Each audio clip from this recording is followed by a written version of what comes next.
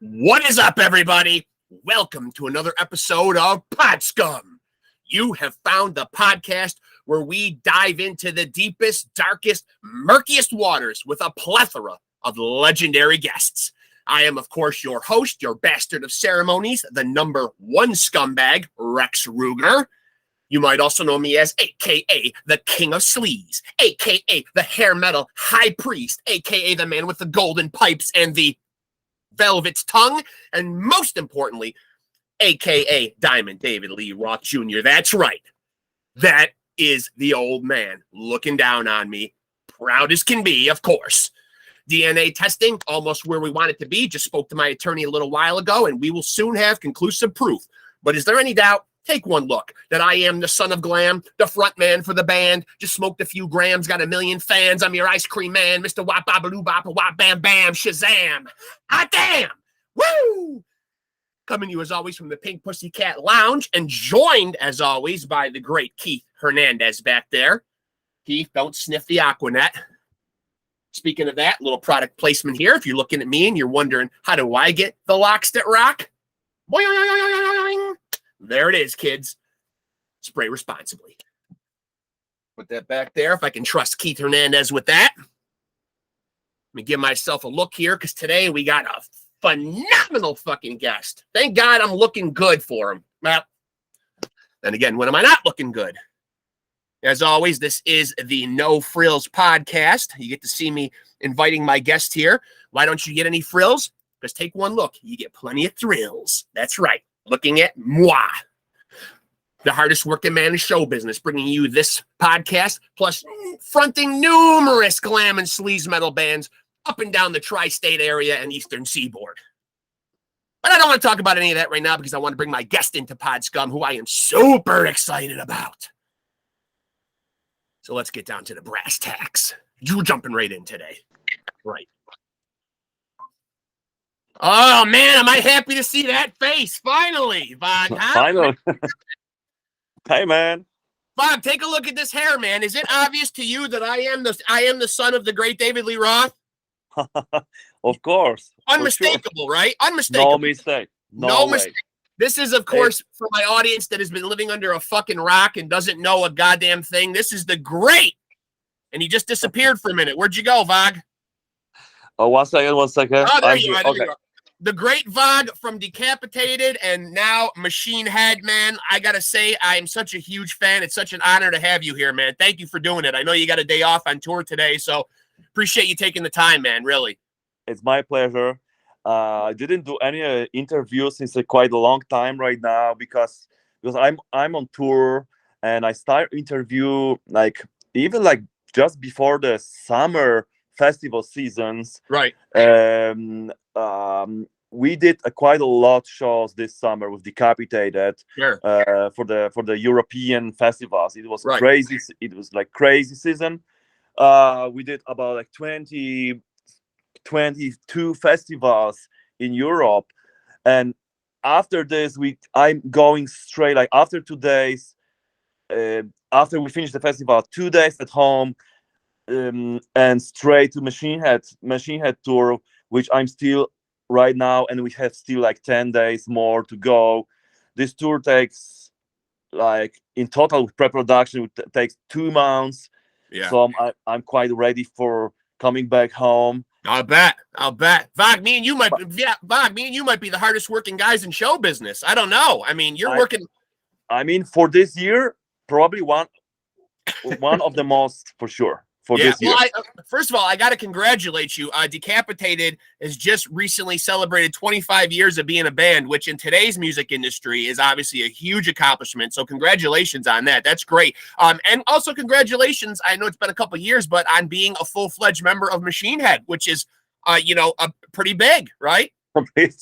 It's amazing. I mean, sometimes it's such a huge honor to be part of this band, I have to say.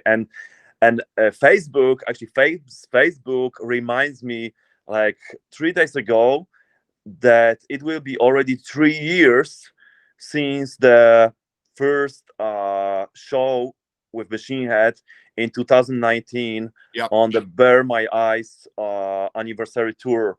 I mean, we didn't play much after Burn My Eyes tour because obviously we have the COVID times and the pandemic, so we've been out of the touring. We didn't see each other, but we used that time to just to make new music. Right. I did a new music with Decapitated, which we have right now since May 2002. We have a new album, Cancer Culture, and with Machine Head, we have a new album, Kingdom Crown, release end of uh, August. Yeah, Yeah. and so I'm a part of this album, and I participate in the few songs. I deliver a few riffs, which Rob taking from me, and he used for a new songs, which I'm really proud Right. that it happened, and I'm really happy that Rob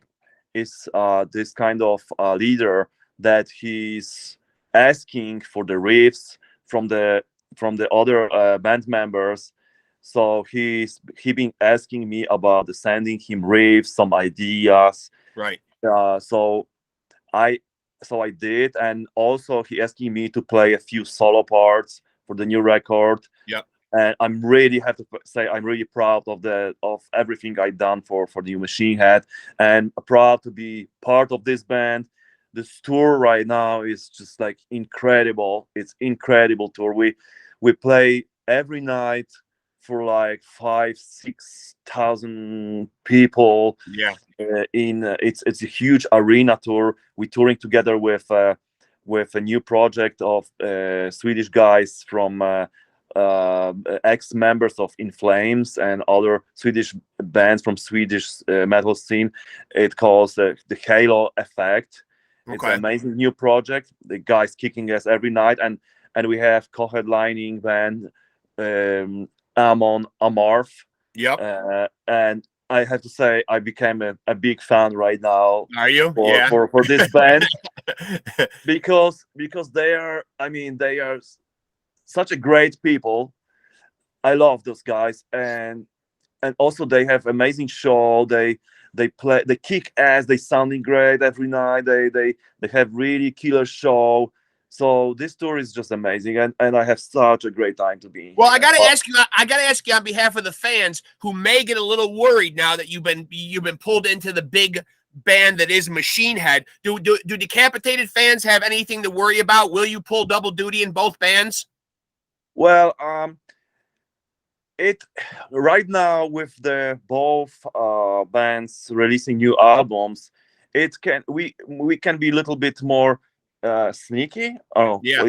what? Like maybe we can be a little bit more focusing on the logistic things regarding the planning the tours for the Right. both bands. But as soon we are really close contact with Machine Head management, that we always like telling them way before about our plans, about Decapitated touring plans, so they know what's going on. So somehow it will be not easy to go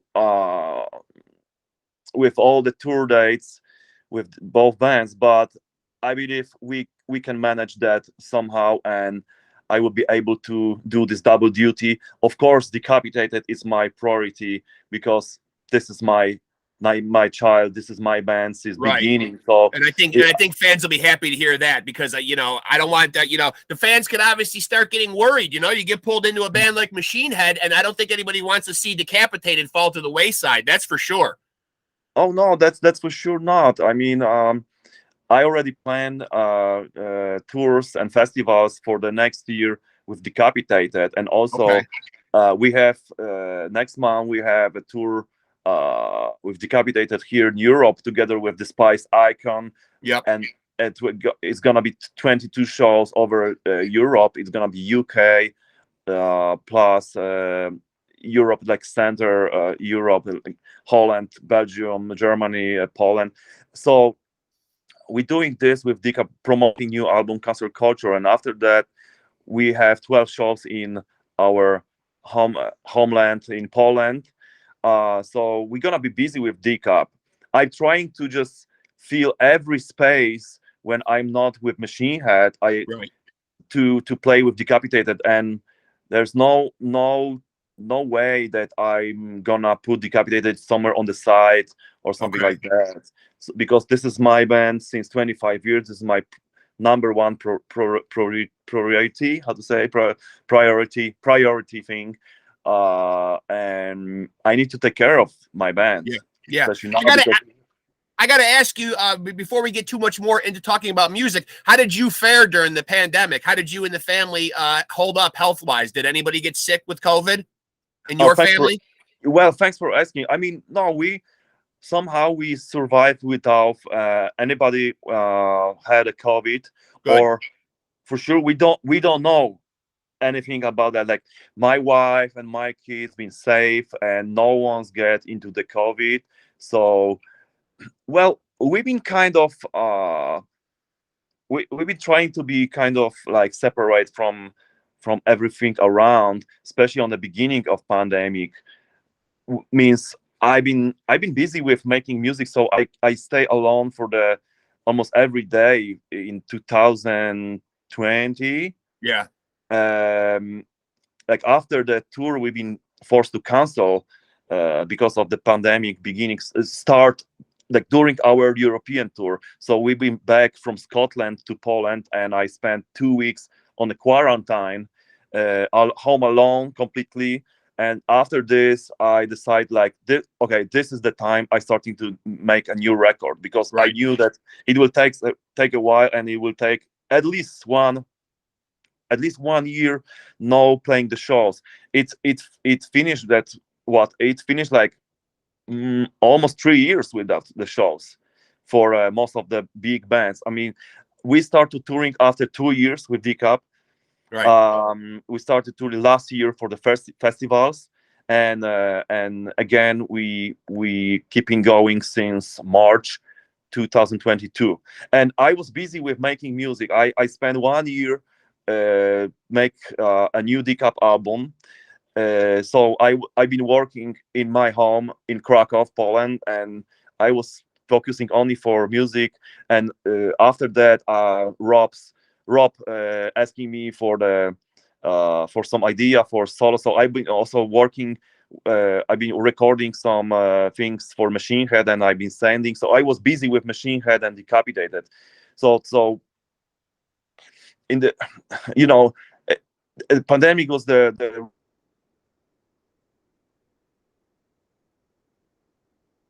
really.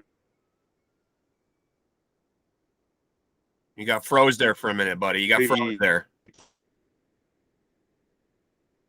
There you go. Hello. Oh, okay. We're back. You just got froze for a minute there. That's all. So yeah, my Wi-Fi. I'm at the hotel room right now, so we can have some problems with the connection. Yeah, that's all right. That's all right. So I want to ask you, growing up in Poland, though, how did you first get subjected to metal? What was your first experience with listening to extreme metal? How did metal find you over there? Well, so my older cousin, he was like older, like 5-6 years than me. So he was a metalhead. He's been going for the shows all the time. Yep. He's been collecting albums of bands like Slayer, Exodus, Metallica, Yep. Sepultura, and all this underground death metal music like Onslaught, like Autopsy, Cannibal Corpse. He got like huge collection of the cassettes and vinyls, because that was the times that was the 80s.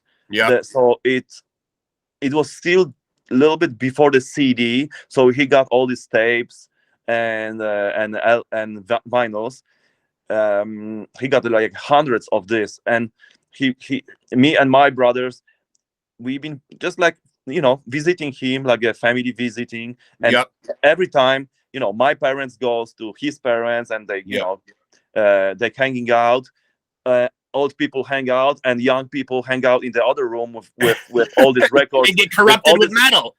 With metal, and we've been like, I was like, I don't know, 8, 9 years old. Yeah, you something got like that. You get indoctrinated early. Yeah. It was very early. And so my cousin shows me all this music, and he shows me in the good way. So he shows me that it's not only like a scary thing, it's not only aggression and brutality and everything. He shows me that it's like really nice music, and it it's really good entertainment, and it's Sure. fun, and it's sometimes it's even like like a sense of lots of sense of humor, good sense of Yeah. humor. Yeah. So we be like, wow, it's really cool thing, like it's really entertainment. And then it was actually before I start to play guitar. So I start with metal music. I start like really young, before I finished the 10 years old, and really young with my brothers. And I start with the listening the music, listen old records. Yep. It just grabbed me so much into that. And I love all the posters he got on the walls, like Yeah. from like Obituary, like all these metal covers, like Arise, Obituary, Slowly We Rot, and stuff like that. It was cool. It was like completely different world. And in Poland in 80s, world looks like kind of gray. Yeah. It was kind of gray, like not many things from the West. Like we've been still kind of in this old communist system, so everything, like our reality, was kind of gray. And metal Sure. music with all these metal covers, the paintings and stuff like that. So it seems to be like completely different, really interesting world that got me into it so Yeah. much. What about So, this? What about this association with Rob Flynn? Does he reach out to you? How do you become a member of Machine Head? This is completely crazy story, Okay. like Okay. about behind that, because I did it was not like, most of the times it's like kind of like an audition, Right. Right. announcement, audition. We are looking for the guitar player. Right. You can see that on Facebook, maybe on Instagram. But this time it was just like, okay, I seen a poster of Bear My Eyes anniversary tour, Mm-hmm. probably on Facebook or Instagram, somewhere there. Uh, because I was always like huge fan of Bear My Eyes. Like this record is one of my favorite records ever. Yeah. Ever. It is the same for me. It's same imported record like Master of Puppets, like Ride the Lightning, like Arise. And so I sent a message to Rob that just like, congratulations about the anniversary of Bear My Eyes, and I really want to see the show, and hope to see you maybe in Poland and stuff like that. Like Yep. quick message, Yep. just to say hello, and just to um, tell how happy I am about this Right. amazing anniversary, especially because the anniversary, being including the the original band members with Right. Logan Mader and Chris Contos. So it was like, wow, it's really gonna happen. I want to see that. Yeah. So I sending my message to Rob, and suddenly he's responding for that, like, hey man, like, what's up, how are you? And yeah, he's telling me something about the tour, about we start to talk. Yeah. And he started to talk, like he listened some of the Decapitated songs when he's going for his gym place. Yep. And we just start to chat a little more about anything. And somehow he mentioned that they are still looking for the guitar player for Bear My Eyes tour, because on the Bear My Eyes they have two lineups. Original just Right. for the Burn My Eyes, and then Right. second lineup for the rest of the songs. Right. And so I sitting there with my wife, and see this message that they were looking for a guitar player, and we look, me and my wife, like we look at each other like, It's a sign.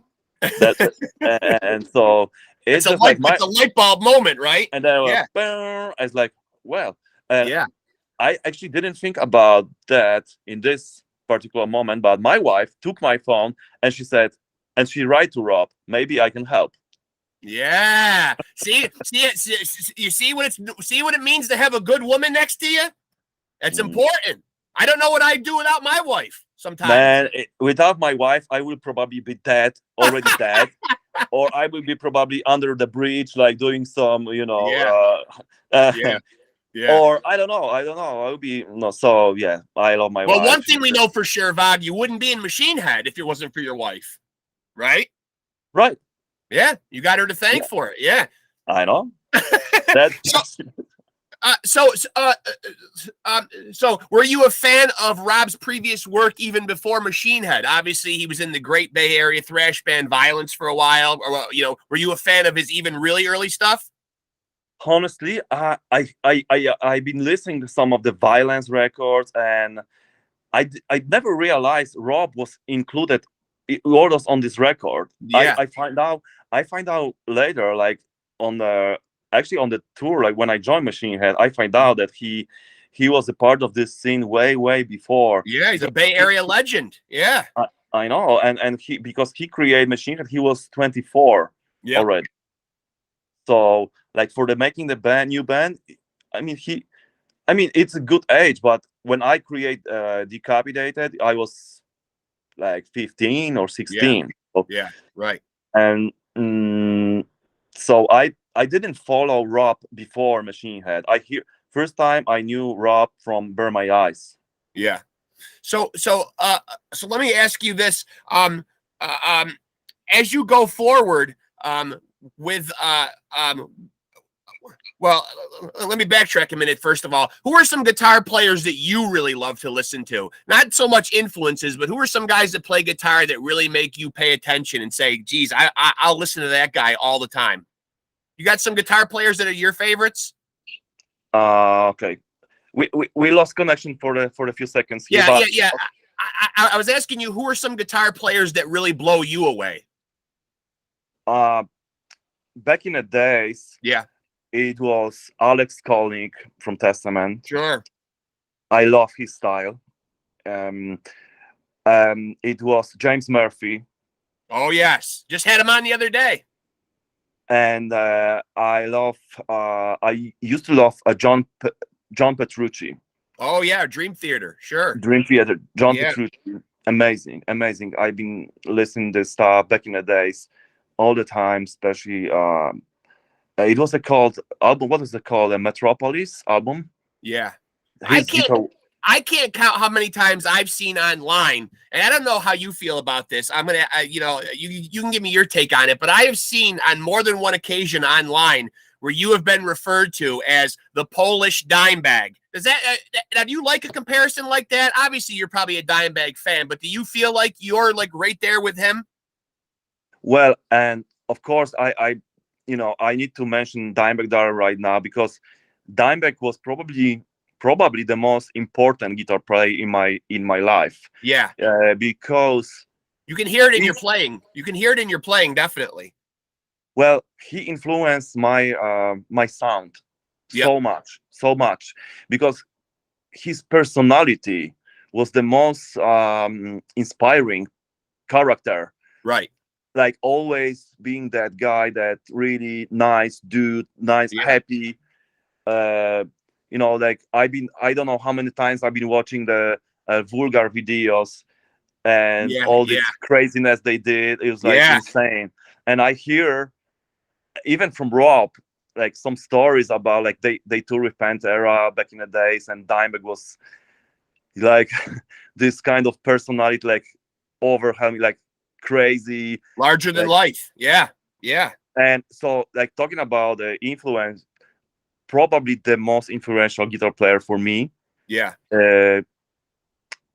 That when I play, I can also feel like I have like some of the Dimebag DNA in my blood forever. Right. That's for sure. He was just one of my hero, probably for some long time my biggest inspiration. But also all this inspiration been mixed, like I said, John Petrucci, Alex Skolnick, also Trey from Morbid Angel. Yep. I think Trey and Dimebag Darrell, plus of course James Hetfield and Kirk Hammett, uh, those guys influenced me the most. Yeah. I've been like before the day. I've been also a freak of Steve Vai for the few years when I was younger. Like I've been listening to Fire Garden album like 1,000 times, and I love it. I love his style. I don't go for this shredders these days too often, to be honest. Like before, because I'm looking for the different things in the music these days, not just like a shredding. I like shredding, but it need to be like, like for me, like these days, shredder like number one will be, I think, Jeff Loomis. Yes. Like I love his play. He's incredible. Like I love his style, and his technique is just like, wow. I don't know. It's unbelievable. I don't know if you hear or you guys who listen that we did a Meshuggah cover, the song called Sane, like a few years ago, and we asked Jeff Loomis to do a guest solo for this song, and what he did, and the solo takes like 1 minute. Yeah, it's a long solo. It was hard. I believe it was hard, like to fill all this space for the solo part, right? Because it was long, and we do this song without the click. There was no click on the song, right? And Jeff did such an amazing song. You can hear this song. I think it's on Spotify. It's a cover of Meshuggah. Okay. It's like goosebumps, like all the time. Like, and in 2009, I'm very interested to hear to hear this story. In 2009, were you working over in Poland as a music store salesman? Yeah. I start about like 2008, I think. 2008 and 2009, I was already out of this store because I've been working there for about 1 year, because that was after accident we have, and my brother passed away 2007, and after this I was just completely crushed into big depression, just like not going out and don't do anything in my life for about 1 year. And after that, I start to thinking about like I need to do something with my life again, as like going forward. So I start to work for the music store, selling guitars and do this job. Like it was cool. It was really cool. I met a lot of nice people there. I buy a few good guitar effects because I have. And now, because people know that you're VOGG, do people come into the store and automatically want you to test guitars and show them shit? Well, it sometimes happen, and like I was in this music store. Sometimes like no clients at all for an hour, for 2 hours, 3 hours. Right. Music store, especially since like people go there like afternoon, like 3, 4, 5 p.m. Right. And before I was just sitting there and just like playing guitar for whole day. Yeah. So I make the new riffs. I make some solo parts for the next Decapitated record, which becomes in 2011 when we finally come back with the new lineup. So yeah, I've been there in the music store, just chilling with the guys and talking about the guitars, about music. It was really nice time. I will always remember that time. Like a really helpful time for me in this special moment in my life. So well, as you mentioned, and we're coming up on and obviously I'm sure nobody's more aware of it than you, but we are coming up on 15 years since that tragic accident that took your brother's life. Rest in peace, the great Vitek. Did that change your outlook? And as you said, you took the job at the music store. Did you contemplate stopping playing music for a while? I mean, like, were you going to be done as a musician? Did it make you want to possibly stop for good? Oh yeah.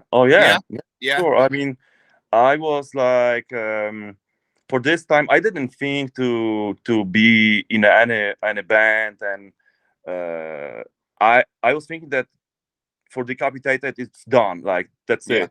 Yep. Like it will be not possible to go forward with like without him. I mean, he was my brother, Right. and we've been like, these brothers, like, uh, example, like a Gojira brothers, like Van Halen brothers, Yes. Yes. like a Sepultura brothers, and when you are playing with your brother who's a drummer and I'm a guitar player, in the same band, it's really really special thing. Like, you understand each other Right. without the saying any word, and sound is just amazing. Like, this is something special when brothers or sisters, or same blood, is going to play music together, or doing some other things, I guess, things Right. like dancing or wherever. It's always creating some special unique sound. Right. So I mean, for me, playing with him was the only possibility playing music. Yeah. And you have to believe me, like, I've been starting to play again with other drummers. It was like, oh my god, it's like, it doesn't sound like supposed to sound. Like, Right. it's not Right. it's It not wasn't the that. same. Right. It's not the same, and it's just like, well, and I really need to struggle with myself, with to make the decision of come back with Decapitated and playing with the different drummer, uh with the different sound. It was like, I remember I struggled with that. I was like fighting with myself, like, this is not sounding right. I mean, Yeah. so it takes actually few years, that I start to understand it will be never ever again the same. I need to accept that. Right. Right. It's a healthy And way to look at it. It is, I yeah. mean, but after that tragic accident with the bus, did it change your views on touring and traveling, as far as like how you felt about, like the safety of it all? Well, of course. I mean, um for after, like, because I start to tour with Vader, Polish Yep. death metal band, Yep. since 2009. And so I have all the time, like, I was scary about traveling in the van. Yep. And I have even like few times, like, uh it's caused like post-traumatic, Sure. Oh yeah, PTSD. Sure. Yeah. yeah. Yeah. So I have things in my mind, like, imagine this, like, we travel in the night, Right. and I have a vision that, like, a truck is coming straight to us, I know it's and scary. I I know.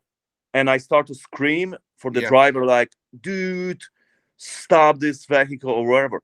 Yeah. And guys looking at me like I'm fucking crazy, and and I have this kind of visions, like, I see the truck going straight to the van or something like that, which Yeah. which was just like imagination in my head for the few years. Well, And I don't think that's out of the ordinary though. I think that's probably a healthy, even though it might not seem it, it's got to be a healthy natural response though. I mean, what you guys went through is extremely tragic, and I can't believe that you could go through something like that and not bear some scars, emotional, mental scars. I I mean, mean, no, it's not possible to go without the impossible. Yeah. no, no, no. It stays for the long time. Maybe it stays forever, but it's going like little down and down. Like, we Yes. can, Yeah. I can leave that. I don't have problem with traveling. I just like paying way more attention right now to to choose a right bus company, to check the driver, and makes everything as safe as possible.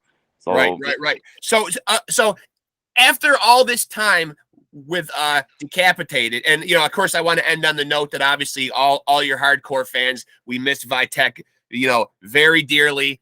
Hopefully he's resting in peace. We love him. He's not forgotten. Thankfully he's left us some fantastic music that we'll always have. But to switch gears a little bit and get on a little happier subject, yeah. as far as Machine Head goes, does this seem like going forward that you are going to remain a full-fledged member of this band? Well, I'm already like how it calls full-time member. Yes, yes, I, yes. But I mean, but you know, I guess what I mean is like, you know, as far as like touring, recording, getting in the studio, all that stuff. So you will be doing Machine Head and Decapitated both on a full-time basis. well, that's the plan. That's the plan. Boy, you are going to be working hard, VOGG. You are going to be working hard. I mean, this I have to say, like, be honest with you. Like right now, it's kind of like we are on the crazy roller coaster with all the things, because we come back after pandemic times, right?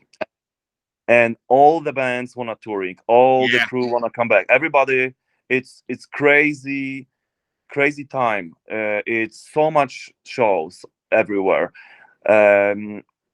It's like it's like not enough buses, not enough crew. Right. I think this is like kind of huge wave of everything going on for this year, next year, and this wave is gonna be slowing down. Right. In maybe 2024, 2025 even. Yeah. With me being in both bands right now, I think everything is possible. Like 1 year have 12 months, so I'm really sure it's all possible to go with two bands, and make everybody happy from both sides. Now, what is touring like for you, having a family now? Are you somebody that likes to go out for weeks and months at a time, or do you like to just go out and do a handful of dates and come home? Because obviously having a family can make it very difficult to be out on the road for weeks and months at a time. Yeah, it's difficult because I miss them. I miss them so much. Yeah, I miss them so much. I miss my kids. I miss my wife. And actually, I see my family a few days ago. They fly to Paris for 3 days. We spent really nice 3 days in Paris. Yeah, we've been visiting Disneyland. We've been in Eiffel Tower and Louvre Museum. So we have such a great time. So it's important when I'm out of the tour for a long time. It's important to sometimes fly my family here when I have a few off days and spending time together. It really helps. So my family were they visiting me in London during the show on the Wembley Arena. My parents were there, my wife, my lots of friends were there. And so my daughters and my wife been in Paris. So it really helps. And right now, I mean, when we are touring in Europe, it's kind of easy to see the family quite often, because we have all those flights all the time, and it's close. It's like 1-2 hour flights maximum to everywhere here in Europe. So, but still, I miss them so much. My kids don't miss me so much, which is great. which makes that doesn't get any better when they get older, VOGG. Let me tell you, they miss you less and less. I mean, it's hard. But it's hard. It's hard because I wanna see them. Sometimes I feel like, well, I wanna be there together with them. I want to see them growing. I want to go with them to school, pick up them from school, and just like taking care of the house of the kids. Want to be you want to be a normal dad sometimes. Yeah. Which which happened in the COVID times, because I spent 2 years without the touring, being at home all the time, and it was the longest time I spent at home since 20 years. Yeah. And it was amazing. It was really, really cool. I've been focusing on making music. I've been focusing on my kids, my wife, and we have such a great time. And right now, come back for the touring was quite brutal. And now you mentioned the Wembley tour. You mentioned the Wembley tour and your parents coming. I'm interested because of the cultural differences, how your parents reacted. Were your parents strict? How did they react to you becoming a musician? Did they want you to pursue that, or did they want you to take another avenue? Well, this is their fault. Bringing you over to those cousins' houses. Yes, it's their fault. One thing. And the second thing that they put me, when I was 7, they just put me in the music school. Oh. Well, they've only got themselves to blame then. Yeah. So they did it. Unfortunately, they put me on the nightliner after 20 years. After after no, not 20 years. After like I finished the school and I started touring, and I spent like all my life practicing and being classical music training. So me being on the stage, me being in the venue is just like really natural thing. Yeah. Really, no, I've been, I've been playing music since I was 7, and I have all these exams, and I was playing on the stage before the people since I was 7, 8. So I spent so many years in music school, and for me, it's really natural environment to do what I'm doing. So where are some of the places that you've been to? Obviously, you've toured, you've been, all over the world. Where have you gone that has been a spot of yours that's really like a favorite? Not even so much to play, but even just as like a tourist. Like, where have you gone that's really made you say, wow, this is awesome that I'm here? Mm-hmm. I mean, you mentioned the Eiffel Tower, you mentioned going to London, you mentioned various places. Is there one on your travels that really sticks out as a place that you really loved?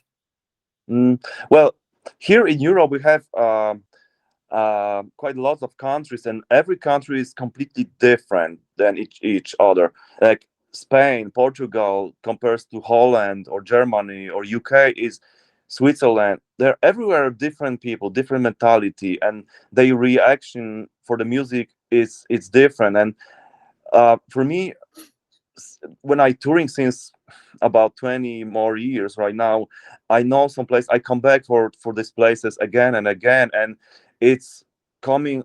It's like very sentimental for me, like coming back to Paris, for example. Yeah. And see all these places I seen here since years, or coming back to Berlin, coming back to London, to Bristol.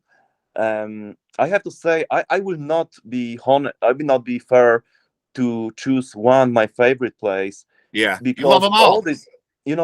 All these places, Glasgow, Dublin, all these places. I have a friends in every of this city, like almost in every town here in Europe we play right now. I have a guest list. I have some friends to hang out, to show them the show, to give them some merchandise, and I still making new friends on this tour because of the Machine Head fans. They have such a great head cases community, and so I became friends with the new people, which they're Machine Head fans since many years. So I like to be in all these countries, to be honest. Like, I love to play Portugal. I love to play Spain. In Barcelona, I love Barcelona. Let me ask you this: when you were growing up, and now they'll correct me if I'm wrong. I don't know if this is a Ukraine thing or a Polish thing, but did you grow up being able to eat a lot of pierogies? Dude, of course. I love them. I could live off them. I'm so glad you guys know pierogies in States, because oh man, you don't even know. I got there's a great. I live in upstate New York, here in the States, and I grew up in a neighborhood that had a nice little Polish meat market where they made all their own, homemade meats and just killer pierogies. Now I usually stick with the potato and cheese, but they fill them with everything down there. And you know what? I just realized they're even filling them with fruit now. Of course, I mean, it's for me the favorite ones, as you said, like cheese and potatoes. Yeah. This is classic. Yeah. And with the little onions on the top, and the butter and onions, and this is the best stuff you can get. But you can have it. You can fill pierogi with everything, basically. I know. And pierogi with fruits, like with strawberries. Yeah. The place that I go to puts blueberries in them. I think they have ones with cherries in them. Oh my God, cherries or blueberries, and strawberries, and you do this white sweet cream on top. Yeah. This is it. we shouldn't speak about that because I already become hungry. So You're getting hungry. You're getting hungry. So I I want to ask you though, after 25 years, what do you think Decapitated's legacy is? I mean, are you, when you look back at the albums, when you look back at the body of work, where do you place your own band as far as like your own legacy? Like, because I certainly put you every bit up there with all of the top metal bands that I can think of off the top of my head right now. You guys are right there in my mind, and I'm sure a lot of fans' minds. But do you give yourself enough credit for being up there? Well, for me, I mean, I know you're a humble guy, so you're probably going to say that that obviously you're going to put those bands ahead of you and be weary of tooting your own horn, so to speak. But I mean, you got to understand that you've left quite a great legacy though of music though over 25 years. well, I can only say that every time I play in US or Europe, I go out for the tour and or talk with the other musicians from the some of the bands like Tired Is Murder, like Bleed From Within, like Right. Many bands. It's really quite really often I can hear that Decapitate had been kind of huge part of the influence those bands. Yeah. More and less, but still, like I hear that since years that Decapitate had been influential, very influential band for, changing, focusing for the guitar work, for the riffing, for the stuff like that. So I believe we've been, since Spears' album Winds of Creation, releasing in 2000, we've been I believe we've been one of the band that influenced the new coming bands from metalcore or for deathcore scene, for new technical death metal bands, quite big time. That I can hear that from lots of musicians these days. Well, what about the labels? Does it drive you crazy sometimes when bands just are constantly put into these boxes and labeled? When Decapitated first started, I think you were primarily known as a death metal band. But when, like, for instance, when Anti-Cult came out, a lot of people were saying you moved away from that sound and it was a little more new metal or groove metal. Did you feel that way? Because I'll tell you what, I love Anti-Cult, and I don't know if this is a polarizing opinion or not, but my favorite song by you guys is Death Valuation. I love that song. Really? Wow. I fucking love it. I love it. I love what you do right in the middle there with that. I'm not a guitar player, so I'll probably make a big, huge ass of myself by pretending I know what you were doing there. But that whole, like, I don't know, you just did something about a couple minutes into that song where that solo that you rip in there is just incredible. And as you said, it wasn't one of those big shredding moments. It was done, and it really served the song well. But I don't know what it is about that song, but like anytime that intro comes in, I love it. I go crazy. I love that song. Yeah, I think we should come back with that song one day, because I don't know if it's a popular opinion amongst your hardcore fans who want straight death metal out of you, but did you feel like that was a big departure from the sound that people had known you for? I think so. Yeah, it was quite. It is like that. I mean, it was quite different for sure. It was like, for me, not even go from my comfort zone. It going out from my comfort zone was on the album before, on a Blood Mantra. Okay. Because after all this crazy death metal riffs we did on the previous albums, right, on the first three albums, after the years, I just find out a different way of playing. I find out like I wanna jam something different for now. I change as a human being. I become a father. Lots of things change. Right. Many things change, and I've been changing as a person and as a writer. So it goes naturally. Yeah. After 20 years or 15 years playing music, you will change. Everybody change. Like you will take. Agree. Even even Slayer have a moment they start to sound a little bit like a new metal band. Yeah. Like, what was the album called? Diabolus in Musica. Yep. I mean,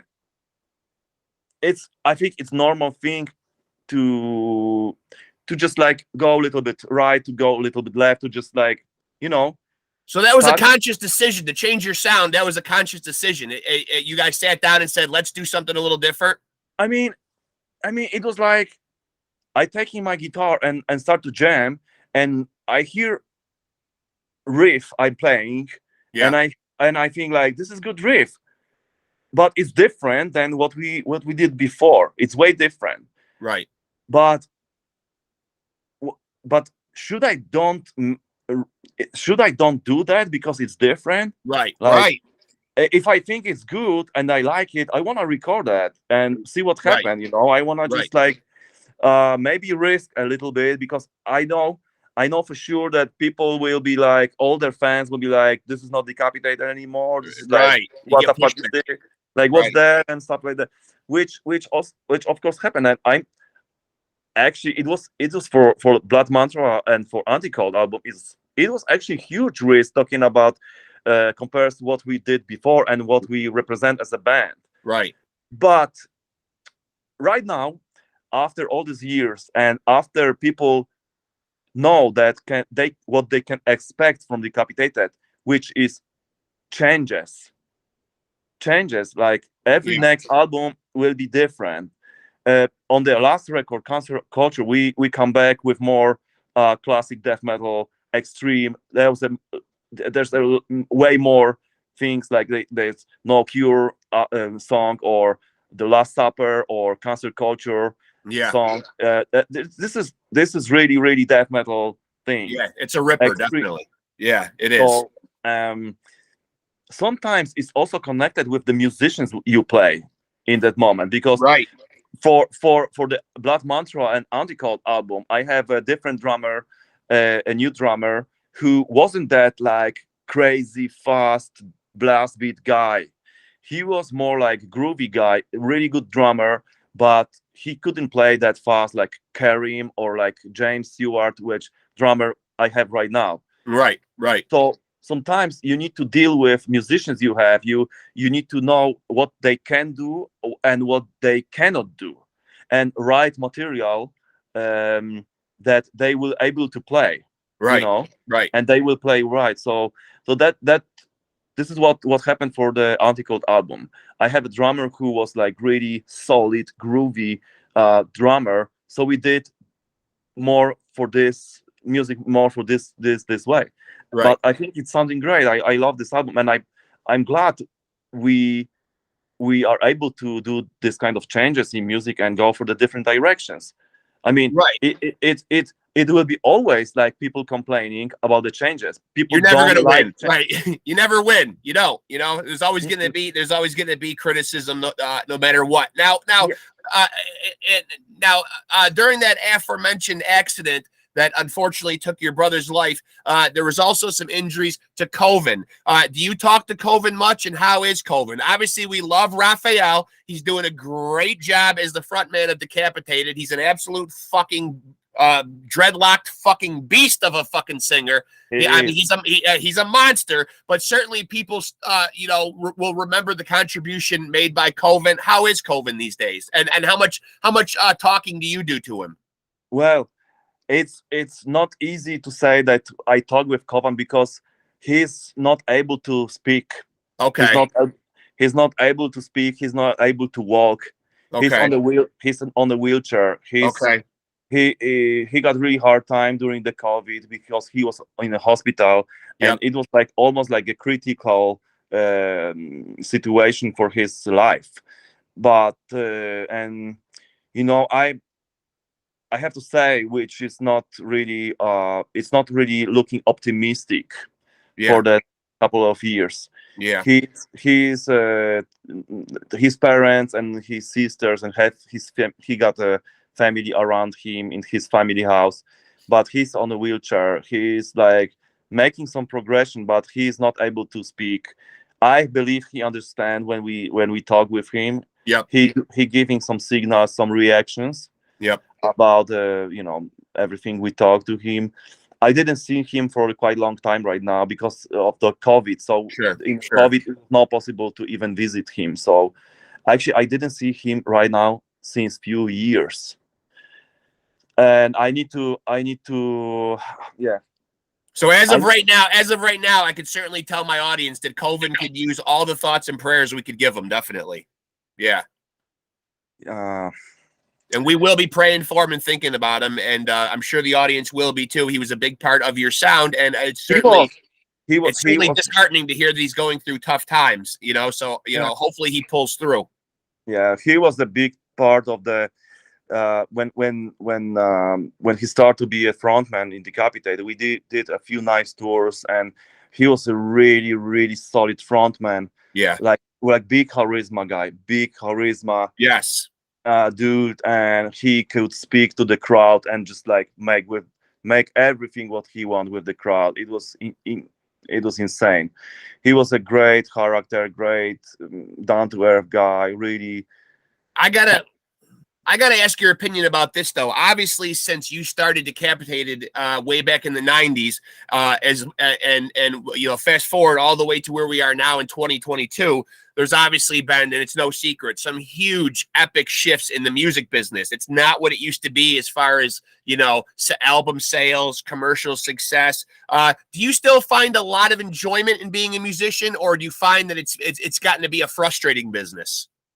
well, you know what? I mean, I'm a musician, so um, I'm focusing on playing guitar and Yeah. creating music. I can't wait back home after the tours and sit down with my computer and make music again. Yeah. I can. I really really looking forward to create a new riffs, new music.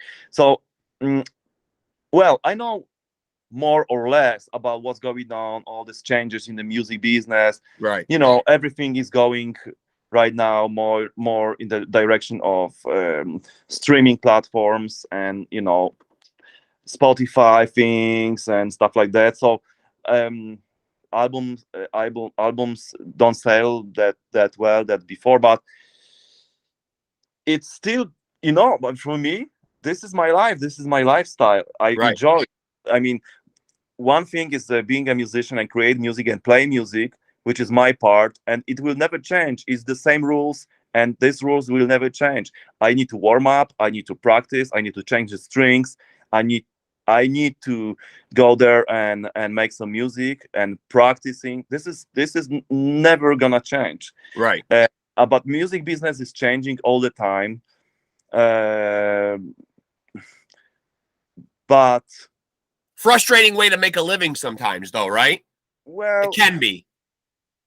Well, frustrating can be, the relation between the people in the music business. Like Right. sometimes you start with the friend, you start friendly, and then sometimes it's just like don't go in the right way together because it's business. So in the Right. business, there are different situations, and sometimes it's like people like each other, and then after 1 or 2 years they are not friends anymore. They don't want to speak together because sometimes it's not going well with the business part. I mean, luckily I have a great manager, and people around me, they really take care of the business aspect of the things that I just completely will be not able to manage by myself. Yeah. Because those things is completely not my thing. I don't understand. I understand some of these parts. I mean, I'm part of the logistic thing in the band, like planning the tours, or thinking about the equipment, thinking about lighting, about lights on the stage, thinking about like The creative side of stuff. Yeah, right. The yeah, creative like, side of it. You don't want to think so much about the business side of it. but business, maybe I become more and more like a little bit more and more like businessman these days because I have to. Yeah, right. Sometimes I need to just like deal with some, even like having endorsements with the Right. like guitars or amplifiers and stuff like that. So I need to think a little bit more to make a good percentage or wherever, because it's all connected. Right. This is my lifestyle. This is something that I make money. This is all not anymore only my passion. Right. It's also became as my work, as my job, that I make money from doing that, and I need to focusing on this aspect. But I have a friends, I have a people that they are professional for doing specific this part, like business part, so they taking care of that part. And I mean, I have to say I'm in a really good hands with that. Good, Right. good. And now you mentioned obviously the importance a little earlier about the influence of Dimebag on you. Yeah. I'm interested to get your take on the big Pantera reunion. Are you happy to hear that the boys are reuniting again? And do you like the guys that they've gotten to fill in for Dimebag and his brother? You know what? It's right now these days it's a little bit dangerous to say your own opinion about that. I know. Because I'm happy. people, Listen, I'm happy that they got Charlie, and I'm happy that they got Zach. I think it's a good fit. yeah. I mean, I'm happy about this reunion. I have to say, I will go for the show to see them playing. Yeah. Because I don't expect, because like many people say like this gonna be not sounding the same. Of course, it's not gonna be sounding the same because there's no Dimebag and no Winnie Paul. Sometimes I'm like just a little bit. If this should be Pantera, or this should be like they should maybe find a Cowboys from Hell name, or like Pantera 3. I don't know. I'm still a little bit confused about that, but you know what? On the end of the day, I'm happy about that, because this music and the legacy of Dimebag, it need to be continued for the next generations. And I agree. And these guys will continue with Zach, who is probably the most right person to, after Dimebag to do that. So you know what? If Zach is doing that, if Charlie is doing that, I'm. We're on board. We're there. Fuck it, we're there. Hell yeah. I mean, and I think it's nice because it opens up that music to a whole bunch of generations of metal kids who hadn't gotten the opportunity to see them, in any form. We can talk about it like for hours, and people are complaining. I mean, if we will do like in the simple way, like if those guys want to do it, well, yeah, all right, let them do it.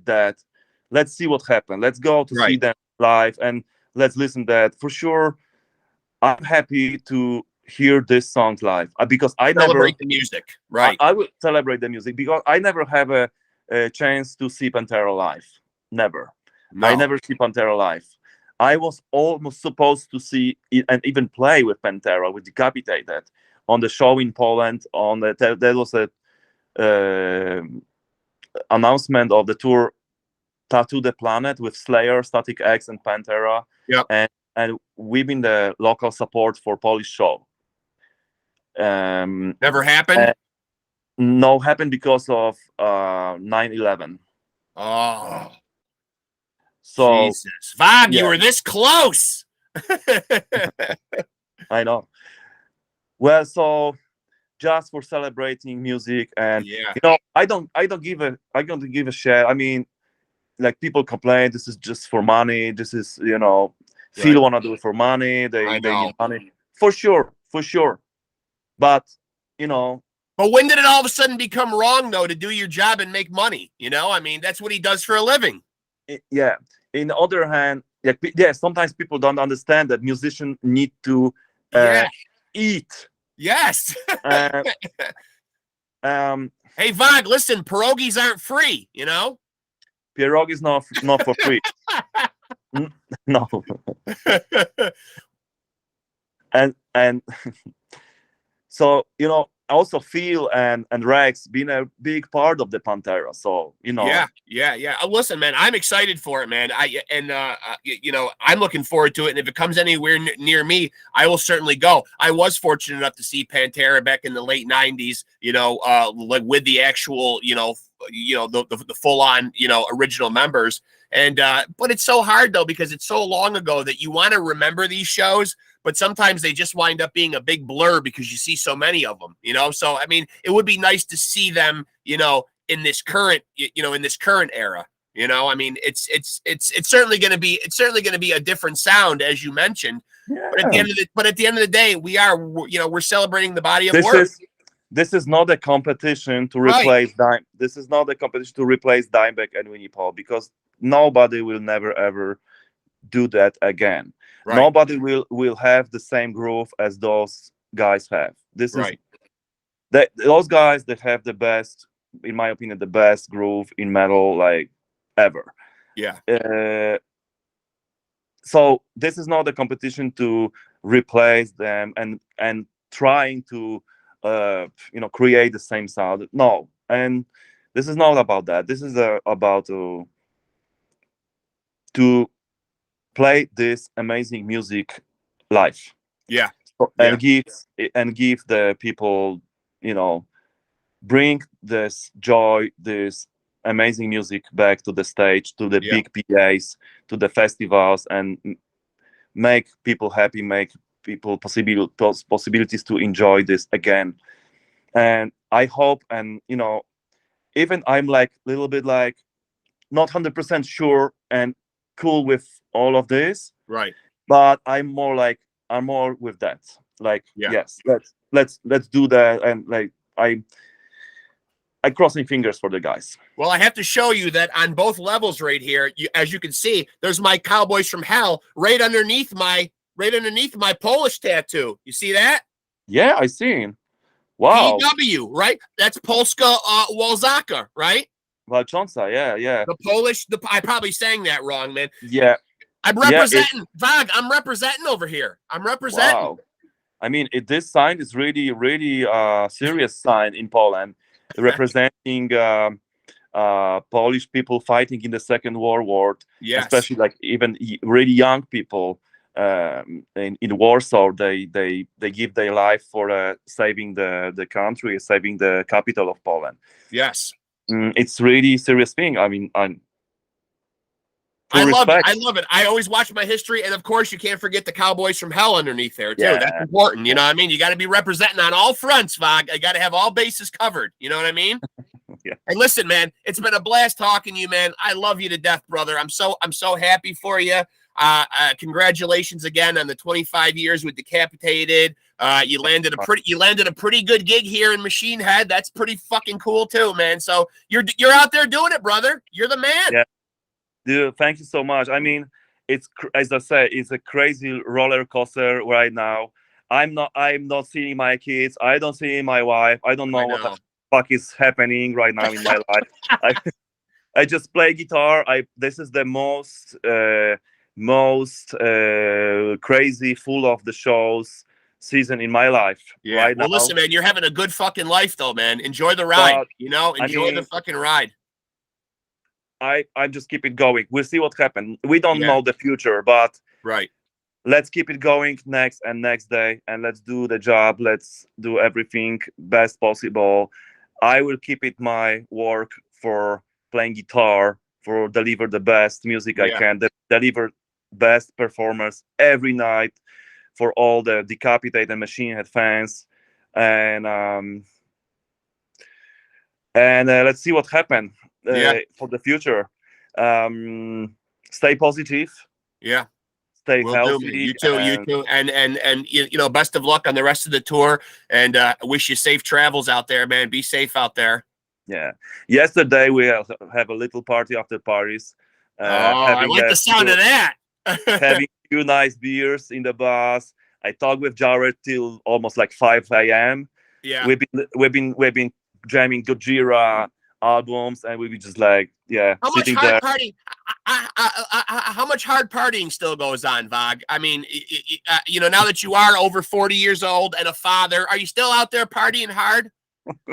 I can't do it much anymore, man. Here's my party at the end of the night. It's a little of the happy smoke, and that's it for me. Yeah, I mean, I'm getting old, VOGG. I'm almost 50 years old. I'm 40. I became 40 this year.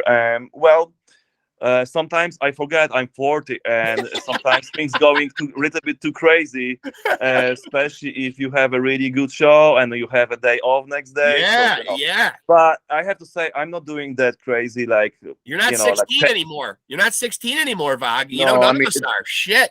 I mean, no. I have to say, I'm really like going easy, really easy compared to what happened like 10 years ago, 15 years Yeah. ago. This is like completely different reality right now. Well, so you better. Well, you know, you just got to remember that. And you know, as a married man, you got to remember, man. Always remember: happy wife, happy life. You got to keep the old lady happy. You know, that's the most important. Of course. Priority first, like priority. Dude, I tell you something. Like, listen. Yeah, I will. Listen. Family, number one. That's it. Absolutely. Make your family happy, make your wife happy, make your kids happy. Everything's gonna be. I got 6 grandkids now. What? 6 grandkids. I know. I know what you're thinking. I know what you're thinking. How's a guy that young and good looking got 6 grandkids? But it's true, Vog. It's fucking true. Yeah. But you know what? You know, they're all blessings. It's a joy. You know. Man, I'm 40. I have 2 daughters, and they're so smart, so nice, and they crushing me. Or every repost that they give me, they crushing me right now.